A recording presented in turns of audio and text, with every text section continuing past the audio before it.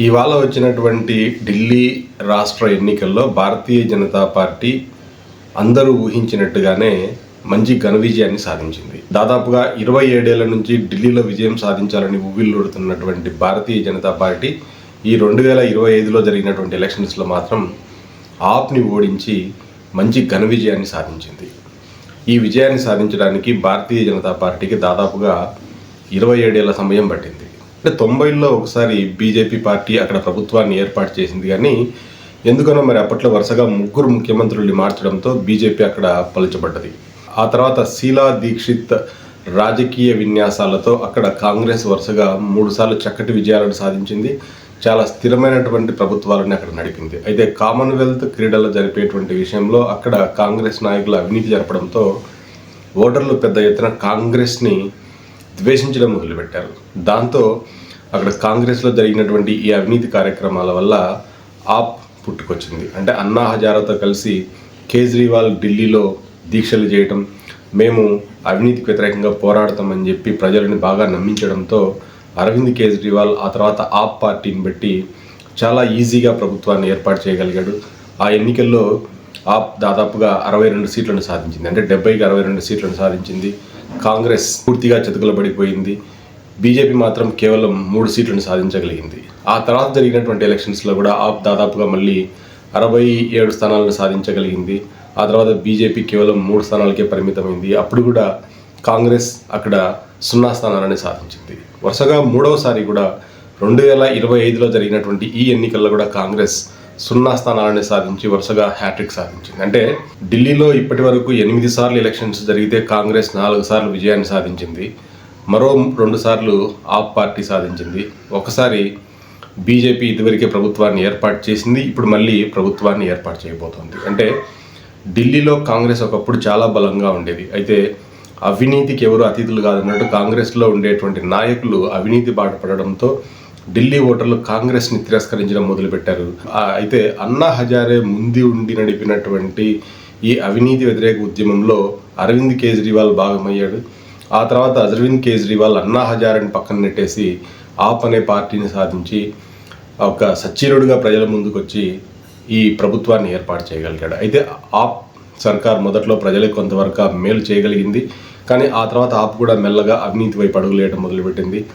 అయితే ఆప్ ప్రభుత్వం 2వసారి కొలువు తీరిన తర్వాత అక్కడ ఈ మద్యం కుంభకోణంలో ఇరుక్కొని ఆప్ ముఖ్య నేతలంతా జైలుకి వెళ్ళటం, ఇందులో భాగంగానే అరవింద్ కేజ్రీవాల్ కూడా కొన్ని రోజులు జైలు జీవితాన్ని గడపడం, ఆ తర్వాత ఎలక్షన్స్ ఉండటం వల్ల బెయిల్ తీసుకొని కొన్ని రోజులు బయటకు రావడం, ఈ ఎలక్షన్స్ అయిన తర్వాత ఆయన మళ్ళీ తిరిగి జైలుకి వెళ్ళిపోబోతున్నాడు. అంటే ఏమైతే ఆప్ ఆవాలో చెప్పి అధికారంలోకి వచ్చిందో దాన్ని విస్మరించి ఆప్ నాయకులు కూడా అవినీతి బాట పట్టడంతో ఢిల్లీ ఓటర్లు ఆప్ని కూడా ఇవాళ తిరస్కరించి మళ్ళా ఒకసారి బీజేపీకి ఓటేశారు, బీజేపీకి పట్టం కట్టారు. ఇప్పుడు బీజేపీ ప్రభుత్వాన్ని చేపట్టబోతోంది.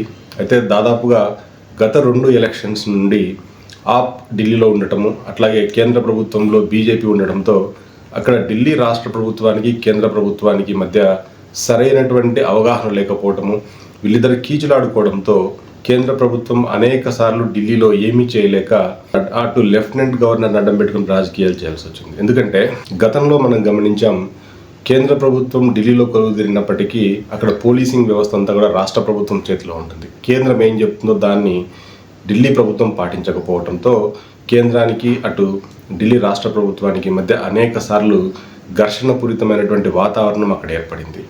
ఆ తర్వాత అక్కడ రైతు ఉద్యమాలు కావచ్చు, లేకపోతే ఈ సిక్కు ఉద్యమాలు కావచ్చు, వీటన్నింటినీ ఆప్ సర్కార్ వెనక నుండి ప్రోత్సహించింది అనేటువంటి అనుమానం బీజేపీ నేతల్లో బలపడింది. ఎందుకంటే రైతు ఉద్యమం జరిగినప్పుడు దాదాపుగా 11 నెలలు ఢిల్లీలో వాళ్ళు మాకం వేసి అక్కడే వండుకొని కేంద్ర ప్రభుత్వానికి వ్యతిరేకంగా నినాదాలు చేయటం, ఆ తర్వాత కెనడాకు చెందినటువంటి కొంతమంది సిక్కు నాయకులు నరేంద్ర మోడీ క్యాన్వాయ్ని ఆపగలగడం, దానికి ఆప్ సర్కార్ వెనుక నుండి సపోర్ట్ చేయడం అనేది బీజేపీకి మరింత కాలేటట్లు చేసింది. దీంతో బీజేపీ ఎట్లా అయినా సరే ఆప్ని ఓడించి ఢిల్లీలో బీజేపీ ప్రభుత్వం ఉండేలాగా చూసుకొని చక్కటి పాలన అందించాలని చెప్పి నిశ్చయించుకున్నారు. అదే సమయంలో ఆప్ నేతలంతా కూడా ఈ మద్యం కుంభకోణంలో ఇరుకొని జైలుకి వెళ్ళడంతో ప్రజల్లో ఆప్ పైన ఒక రకమైనటువంటి కసి ఏర్పడింది. అంటే ఆప్ నాయకులను ఓడించాలనేటువంటి కసి ఏర్పడింది. అందులో భాగంగానే ఇవాళ అరవింద్ కేజ్రీవాల్ కావచ్చు, మనీష్ సిసోడియా కావచ్చు, ఆ పార్టీకి చెందినటువంటి మరికొంతమంది ముఖ్య నాయకులు కూడా ఈ ఎన్నికల్లో మట్టి కరవడం జరిగింది. అతిషి మాత్రం అతి బలవంతాన చాలా తక్కువ ఓట్లతో బయటపడడం జరిగింది. అయితే ఇక్కడ ఆప్ ఆవాల ఏమైతే చెప్పి అధికారంలోకి వచ్చిందో వాటిని విస్మరించడం. అంటే ఆప్ అక్కడ మంచి విద్యా వ్యవస్థను అందిస్తాము, చక్కటి మౌలిక సౌకర్యాలను ఏర్పాటు చేస్తామని చెప్పి ప్రజలకు హామీలనైతే ఇచ్చారు, కానీ ఆ తర్వాత ఆ హామీలు నెరవేర్చలేకపోవటం. ఆప్ దేనికైతే వ్యతిరేకంగా ఏర్పడిందో ఆప్ కూడా మళ్ళీ తిరిగి దాన్ని అందిపుచ్చుకోవటం. అంటే అవినీతికి వ్యతిరేకంగా ఆప్ అనే పార్టీ ఏర్పడితే రెండోసారిగా అధికారంలోకి వచ్చిన తర్వాత ఆప్ కూడా ఈ అవినీతిలో భాగమవటం, ఆప్ నాయకులంతా కూడా అవినీతిలో మునిగిపోవడంతో ప్రజలు విస్మయానికి గురి కావాల్సి వచ్చింది.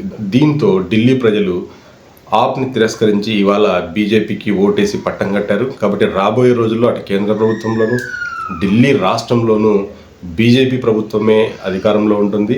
దాని ద్వారా అక్కడ చక్కటి సమన్వయంతో ఢిల్లీలో పాలన అందించడానికి వీలవుతుంది. అట్లాగే అటు కేంద్ర ప్రభుత్వం కూడా ఢిల్లీ పైన పట్టు సాధించేటువంటి అవకాశం ఏర్పడుతుంది. కాబట్టి రాజకీయంగా ఇవాళ జరిగినటువంటి ఎలక్షన్స్లో బీజేపీ చక్కటి విజయాన్ని సాధించింది. ఎందుకంటే సర్వే సంస్థలన్నీ కూడా గత 2-3 రోజుల నుండి ఢిల్లీలో బీజేపీ విజయం సాధించబోతుందని చెప్తున్నాయి. దానికి అనుగుణంగానే ఇవాళ బీజేపీ దాదాపుగా 45 సీట్లకు పైగా సాధించగలిగింది. ఆప్ మాత్రం కేవలం 20 సీట్లకు పరిమితం అయిపోయింది. కాంగ్రెస్ ఈసారి బోని కూడా కొట్టలేకపోయింది. అంటే కాంగ్రెస్ గత 3 ఎలక్షన్స్ నుంచి అక్కడ దాదాపుగా జీరో సీట్లనే సాధించగలుగుతుంది. అంటే ఒక జాతీయ పార్టీ ఢిల్లీ రాష్ట్రంలో ఇవాళ దాదాపుగా కనుమరుగైపోయే స్థితికి వచ్చేసింది. అంటే ఇప్పటికే భారతదేశంలో ఉండేటువంటి అనేక రాష్ట్రాల్లో కాంగ్రెస్ కనుమరుగైపోయింది. ఇప్పుడు మరొక రాష్ట్రంలో కనుమరుగైపోయిందని చెప్పాలి. ఎందుకంటే గత 3 ఎలక్షన్స్ నుంచి ఢిల్లీలో బోని కొట్టలేదు. ఇవాళ ఉదయం నుండి గమనించినట్లయితే ఒక అభ్యర్థి మాత్రం కొద్దిగా ముందున్నట్లు కనిపించాడు, కానీ ఆ అభ్యర్థి కూడా చివరికి ఓడిపోవటం జరిగింది. అంటే ఇక మీదట ఢిల్లీలో కాంగ్రెస్ కనిపించదేమో అనేది మాత్రం స్పష్టమవుతోంది. అంటే ఇవాళ బీజేపీ అక్కడ మంచి విజయాన్ని సాధించడంతో రాబోయే రోజుల్లో అటు ఆప్ ఇటు బీజేపీ మధ్యనే రసవత్తరమైనటువంటి పోరు జరిగేటువంటి లక్షణాలు మాత్రం స్పష్టంగా కనిపిస్తున్నాయి.